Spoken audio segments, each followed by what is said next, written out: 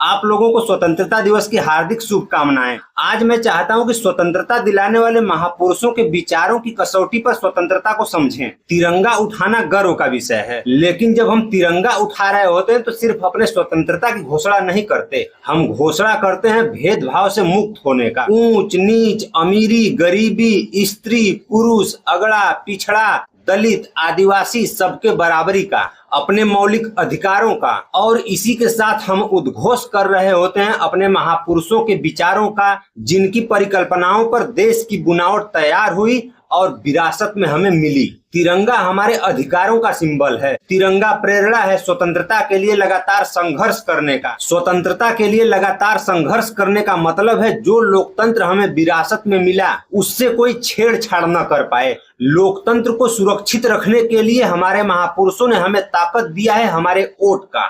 और आज का जो माहौल चल रहा है, चाहे आप किसी भी पार्टी से ताल्लुकात रखते हो, लेकिन जब बात वोट के पारदर्शिता तक पहुंच गई है तो विषय सबका है, क्योंकि सवाल लोकतंत्र का है। अटल जी ने कहा था पार्टियां बनेंगी बिगड़ेंगी, सरकारें आएंगी जाएंगी, लेकिन ये देश रहना चाहिए, देश का लोकतंत्र रहना चाहिए। जनता का किसी पार्टिकुलर नेता पर, किसी पार्टिकुलर पार्टी पर आंख बंद करके विश्वास करना कितना खतरनाक हो सकता है, इसे मैं एक छोटे से उदाहरण से बताता हूँ। देश में अमीरों और गरीबों के बीच खाई इतनी गहरी क्यों हो रही है? मात्र 1% अमीरों के पास देश की 40% संपत्ति है, 10% अमीरों के पास 65% संपत्ति और 50% गरीबों के पास मात्र 6-6.5% संपत्ति। इतनी गरीबी भूखमरी क्यों है? देश की 80 करोड़ आबादी को 5 किलो राशन पर क्यों जिंदा रहना पड़ रहा है? स्वास्थ्य, शिक्षा, रोजगार का इतना खस्ता हालत क्यों है? क्योंकि वेल्थ ड्रेन हो रहा है गरीबों से अमीरों की तरफ।